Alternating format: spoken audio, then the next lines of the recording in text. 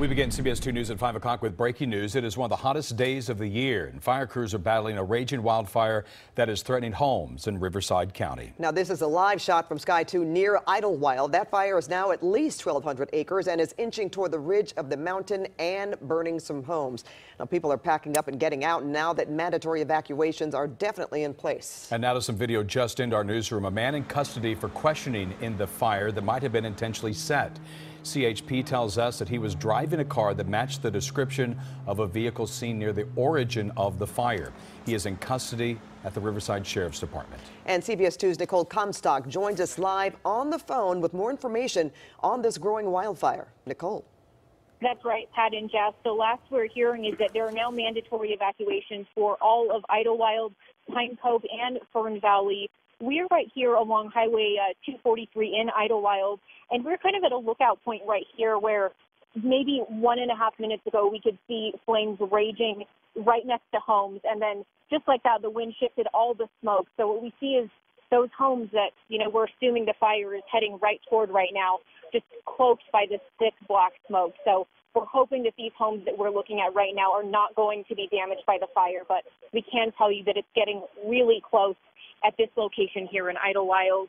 And we're also hearing from the San Bernardino National Forest that the Cranston fire is at least 1,200 acres in size at this point. Again, typically when we hear those numbers, the fire has gotten at least a little bit bigger than that, but that's the last official word we have. We also heard about an hour ago that this fire also jumped Highway 243, and we were hearing from officials that that happened near the Idyllwild grinding facility. We haven't seen that location yet, but we just made it up here to the neighborhood where pretty much everyone is being evacuated now, where this fire is threatening at least 600 homes, maybe more than that. And now, 3 entire towns are having to head down the road with all of their belongings, with trailers. We saw just lines of cars heading down the road, taking those evacuation orders seriously out here tonight. And also grueling conditions for firefighters, as we've mentioned throughout our broadcast this evening, with temperatures flexing between 103 and 107 degrees, and also 15 or more mile-an-hour winds out here that they're dealing with. So everyone out here on the ground is up against some pretty difficult conditions here.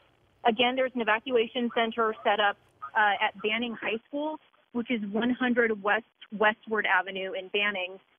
And some of the latest things we're also hearing here, that there's also a small animal location set up for evacuations.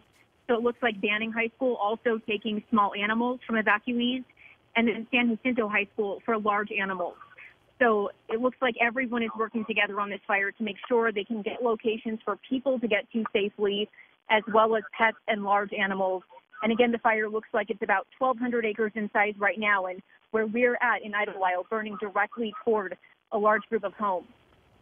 All right. Are you able to see from your vantage point, Nicole, people actually coming down the mountain and evacuating? We know that some of those, that 74 had been closed and 243. So I'm just wondering if they're still able to get down the mountain and if they're actually dispersing and leaving and going to the evacuation centers. We saw a shot earlier where people were just kind of standing around in a turnabout area. Yeah, definitely near Highway 74, we saw a lot of kind of looky-loos coming up toward the mountain and maybe coming down and then hanging out there by the side of the road to watch. But we have since moved to Highway 243, and we have seen dozens and dozens of cars heading down the road, some of them with those trailers hitched to the back of trucks that looked like they maybe had horses in them or other animals they were taking.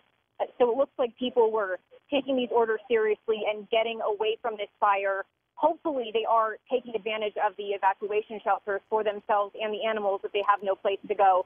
Because as you know, Pat, they could be out of their neighborhoods here for not only hours, but days, depending on how long this fire burns and how big it gets. Yeah, we do know, Nicole, that this is 0% contained at this point in time. Firefighters with CAL FIRE USFS, which is the Forest Service, are battling this blaze. Tell us a little bit about the battle to extinguish this blaze and to fight this fire from the air. I know that you've seen a number of air tankers that are trying to put this thing out, right? Yeah, we've seen a lot of helicopters with buckets, and it looks like they're going pretty far to collect the water and then carry it back over to these hillsides. And, sometimes you can see them dumping water and a lot of the smoke dying down, and it looks like oh, they made some headway here. But with the size of this fire right now, and we're seeing those water drops, it doesn't look like it's doing that much. Not to say that the firefighters, aren't doing the best that they can, but that this fire is just burning so aggressively right now that it's going to take a lot of water or a lot of fire retardant to stop this fire from going toward the homes. Right here where we're at in Idyllwild, we haven't seen the helicopters doing water drops, but it looks like the fire is, tucked down pretty deep in a canyon right here. So it's going to be a hard spot for them to get through all of this heavy smoke here. Nicole, we've just also learned from the website from, I believe it's CAL FIRE, that obviously with all of this to contend with the homes possible burning, even people that are evacuating to some centers, a lot of power has been lost. There's no electricity in some areas until 2 a.m. tomorrow morning. So that's just making things a little worse to deal with, considering how hot it is right now. Hopefully it'll get a little cooler as the evening hours come. But this is just something that we learned about 18 minutes ago. Yeah, and, we're not sure, at least us at this point, if the power is out because of the extreme heat here or because maybe some power lines are down.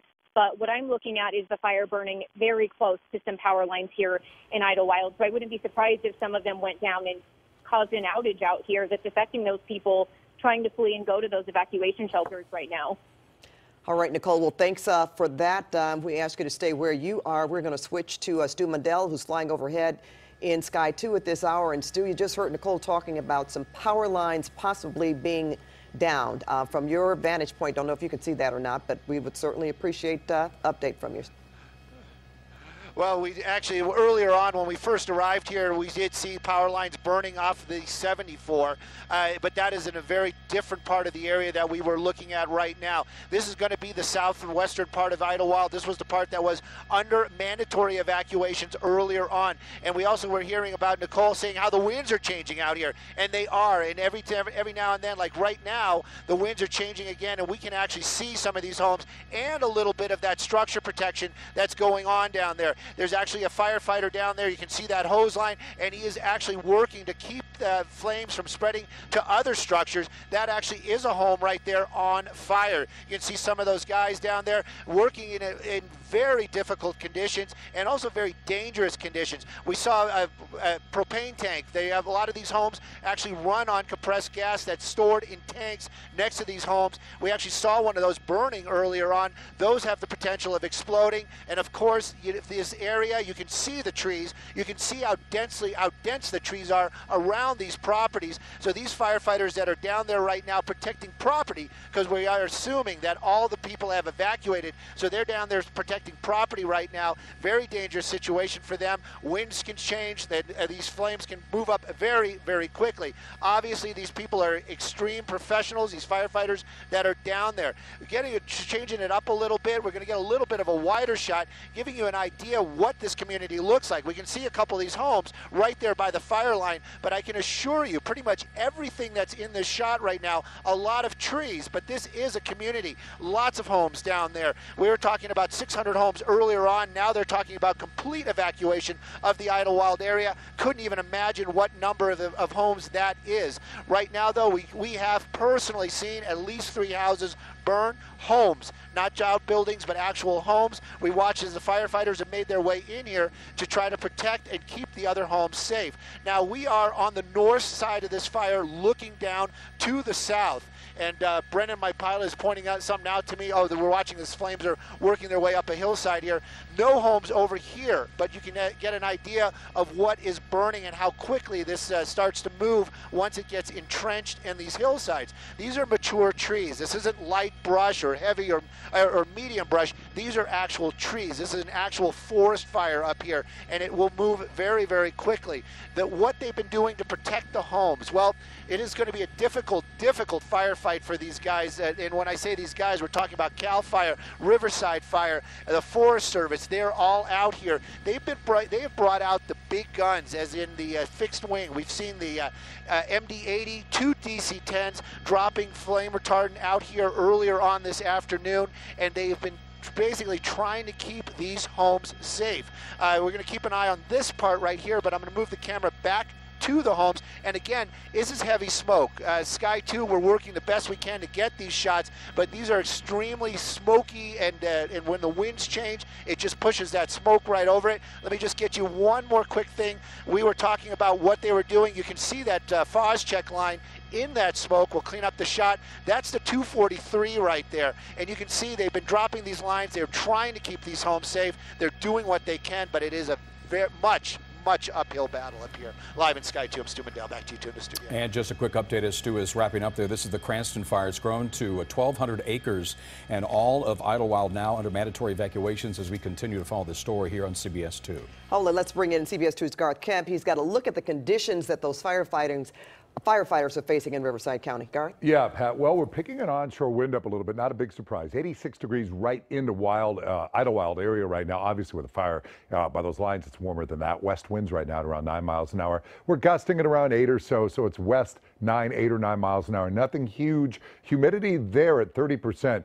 Could be worse, though. It could be much drier. Then you get over to Hemet, 100 degrees right now. Southwest winds pumping through there, 14 miles an hour, gusting up to around 15. The relative humidity, 27%. Our dew point is low as well into the area right now. But boy, it is just hot out to that area. When you're humping with equipment, you can see where it's burning, and it always burns quicker as it starts to run up the hills into this area there. So the smoke slowly coming up, not being blown horizontally, which means the winds aren't quite that strong. We've had temperatures actually come down a little bit today in quite a few areas. I'll explain all that to you, but boy, firefighters with all that equipment really dealing with some excessive temperatures out in that area. Idyllwild, once again, 86, about 8 degrees warmer right into where they're fighting the fires, maybe a little bit more than that. We'll have the full check of weather coming up in a little bit. Back to you guys. All right, thanks for that, Garth. And let's not forget that they do have a person in custody who possibly could have started this fire. And with all of that fuel, the chaparral that carries oils, and those huge trees that throw off flames, that just makes the situation worse. And it has spread and growing fast, going uphill. That's the big problem. Let's go back to Stu, who's live in Sky 2. Stu?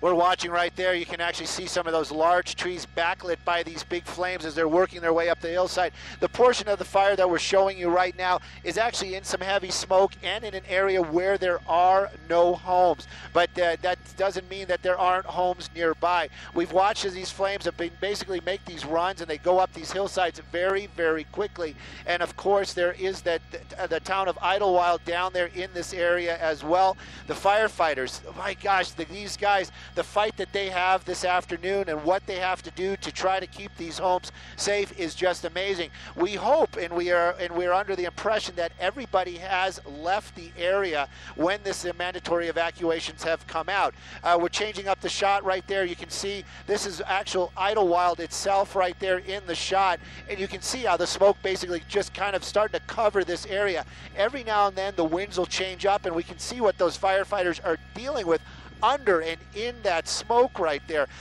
This is going to be the 243 to give you guys some sort of reference on where we are. What you're seeing right there, that red, that is from an earlier Phos-Check drop. We were watching as the DC-10s and the MD-80s came through here. Those are big aircraft. Some people might be like, well, what does that mean, Stu? Well, those are very, very large aircraft, and they carry a lot of that flame retardant, and they've been making their runs through here, dropping lines, trying to keep this community safe. That's the best thing that they could do to battle or to keep these flames from making their way up into these homes. Has it worked? Well, we've seen a couple of homes burn on the ridge line. These are the ones that are really right up against the edge of the forest. Has it worked its way into the actual community? It has not. We've also watched down on the ground down there, we've watched as structure protection has made their way in. With structure protection meaning firefighters actually driving the fire trucks in there, getting right up to where those homes are burning and deploying hose lines and trying to keep other structures safe. The only thing we can say is if you're under mandatory evacuations, definitely heed those evacuations and leave the Idyllwild area. Okay, Stu, thank you very much. That's the latest on this Cranston fire burning now as we continue to follow that story here on CBS2. And we continue to follow breaking news as we were talking about that wildfire burning out of control in Idyllwild. God bless all our firefighters out there on the fire lines. We'll be right back with more news after this.